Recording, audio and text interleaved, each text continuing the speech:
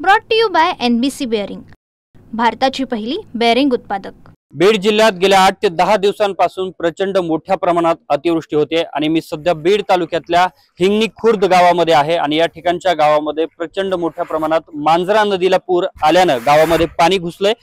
या ठिकाणी ही जिल्हा परिषद शाळा आहे आणि याची ही दृश्य आपण पाहू शकतोय। संपूर्ण जिल्हा परिषद शाळेच्या खोल्यांमध्ये पाणी घुसलेलं आहे आणि संपूर्ण शाळा जी आहे ती पुराच्या पाण्याने वेढलेली आहे। शाळाच नाही तर या ठिकाणचे अनेक घरं सुद्धा या पुराच्या पाण्यात वेढली गेली आहेत आणि मोठ्या प्रमाणात शेती जी आहे ती शेकडो एकरचा परिसर सुद्धा या पुराच्या पाण्याने वेढलाय। माझ्यासोबत या ठिकाणी गावकरी आहेत, त्यांच्याशी संवाद साधतोय।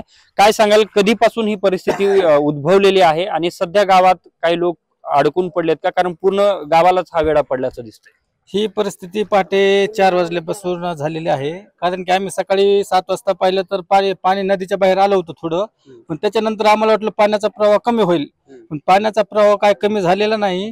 त्याच्यामुळं जे गावाच्या साईडचे घर होते त्यांच्या घरातील जे आपले दैनंदिन जे साहित्य असतं, अन्नधान्य, टीव्ही, कूलर, फ्रीज, शेळ्या, जनावरे, हे सगळं वाहून गेलेलं आहे त्यांचं। आणि ती आमची प्रशासनाकडे मागणी आहे की त्यांना तातडीने लवकरात लवकर मदत देण्यात यावी।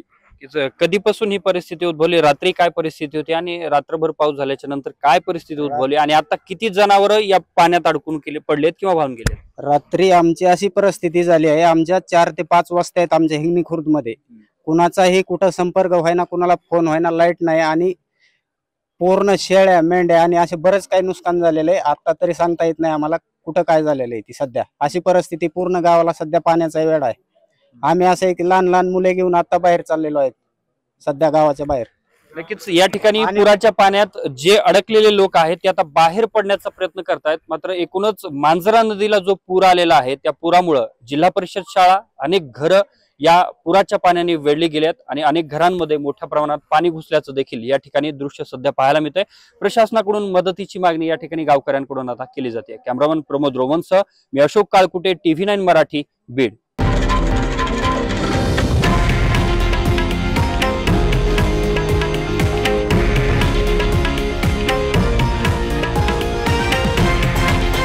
हे आहे देशातील नंबर 1 न्यूज नेटवर्क आणि आपण पाहत आहात TV9 मराठी, एकमेव।